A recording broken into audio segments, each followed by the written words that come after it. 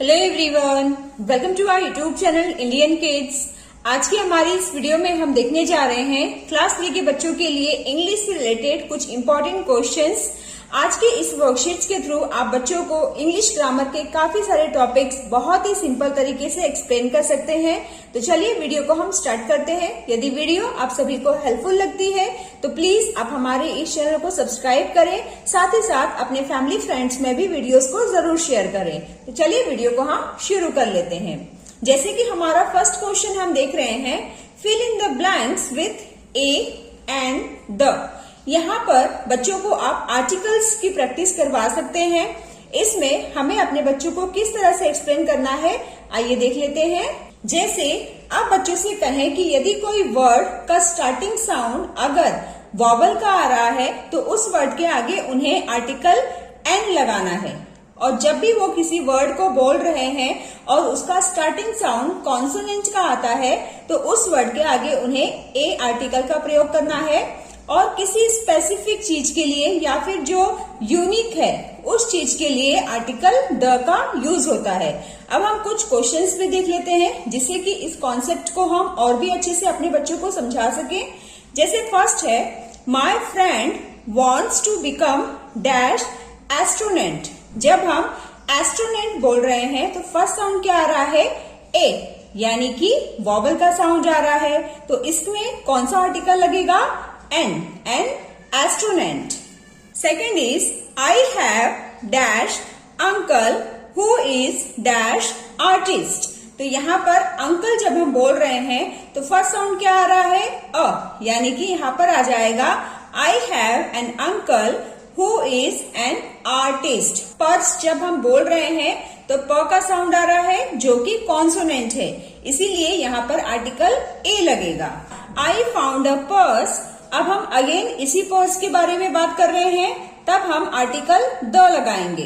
The purse was lying under the table. किसी specific चीज के बारे में हम कह रहे हैं तो टेबल के आगे भी द लगेगा। आई एट एन एप्पल। एप्पल बोलते समय ए का साउंड आ रहा है, इसीलिए हम यहाँ पर आर्टिकल एन लगाएंगे। And a banana. Okay, right correct pronouns for the given nouns. यहाँ पर कुछ नाउन्स दिए गए हैं, इसकी प्लेस पर बच्चों को कौन सा प्रोनाउन इस्तेमाल करना चाहिए वो हम यहाँ पर बच्चों को एक्सप्लेन करेंगे। तो इसके पहले हम जान लेते हैं कि प्रोनाउंस क्या होता है। तो जब भी किसी सेंटेंस में नाउन जो अगर बार बार रिपीट हो रहा है तो हम नाउन को बार बार रिपीट ना करते हुए उसके प्लेस पर प्रोनाउन वाले वर्ड का इस्तेमाल करते हैं, यानी कि सर्वनाम का इस्तेमाल करते हैं। ठीक है, जैसे अजय। अजय एक मेल है तो मेल के लिए हम लगाते हैं pronoun he. Second is people, एक से ज्यादा लोग हैं तब हम प्रोनाउन दे लगाएंगे। इसके बाद है राज एंड रिया। यहाँ पर भी एक से ज्यादा लोग हैं और कोई और के बारे में हम बात कर रहे हैं, तब यहाँ पर भी प्रोनाउन दे लगेगा। Gita and I. यहाँ पर हम अपने बारे में और अपने फ्रेंड गीता के बारे में बात कर रहे हैं, तो जब हम अपने बारे में और किसी और के बारे में एक साथ बात करते हैं तब हम प्रोनाउन वी लगाते हैं।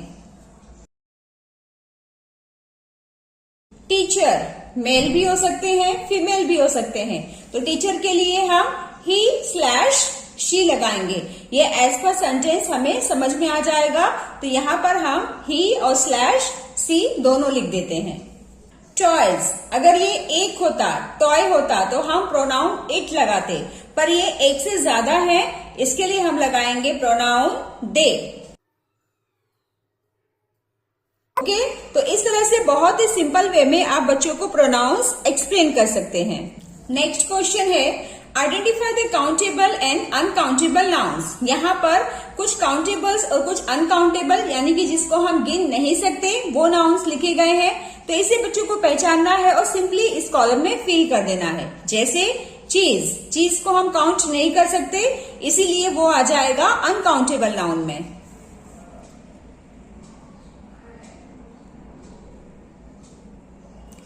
एग को हम काउंट कर सकते हैं। Table is also countable.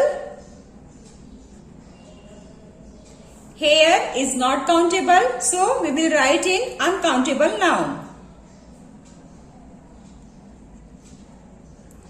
Cotton भी uncountable noun में आ जाएगा. And bucket आ जाएगा countable noun में.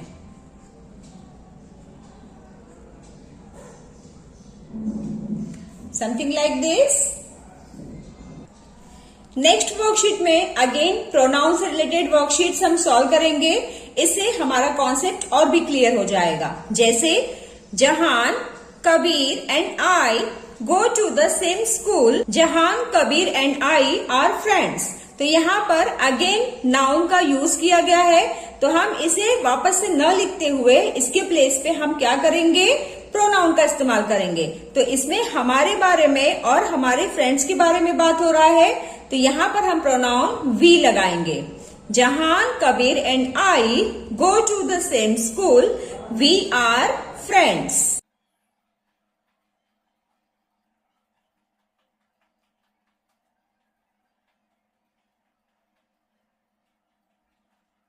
This is our answer. Okay. This house is very old. This house. तो अगेन दिस हाउस कह रहा है, यानी कि नाउन का इस्तेमाल फिर से किया जा रहा है.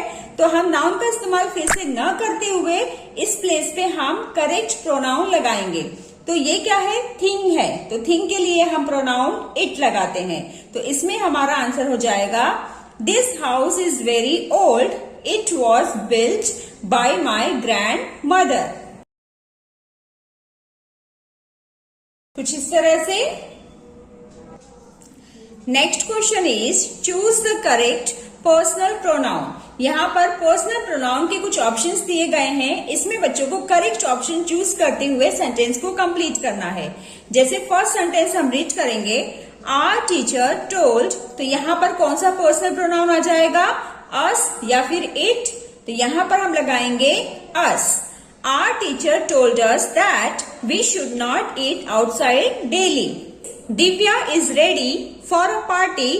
Daddy will drop dash to the party.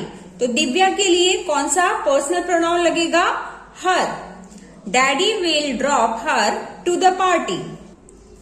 Third is my mother cooks delicious food for us. Number 4 is this is a new bag. Yusuf bought it for me. Bag के लिए हम it लगाएंगे. Our next worksheet is rewrite the sentence using the plural form. यहाँ पर कुछ noun के नीचे underline किया गया है. इसे हमें प्लूरल में कन्वर्ट करते हुए इस सेंटेंस को फिर से लिखना है. जैसे फर्स्ट हम देख रहे हैं, द पुलिसमैन कैचेस थीफ. तो यहाँ पर थीफ का क्या हो जाएगा, थीव्स. ये जो थीफ है वो एफ से एंड हो रहा है. तो यहाँ पर एफ को हटाकर हम VES ऐड करेंगे. Second is the deer are herbivorous animal. यहाँ पर डियर का प्लूरल डियर ही होगा और एनिमल के प्लेस पे आ जाएगा एनिमल्स.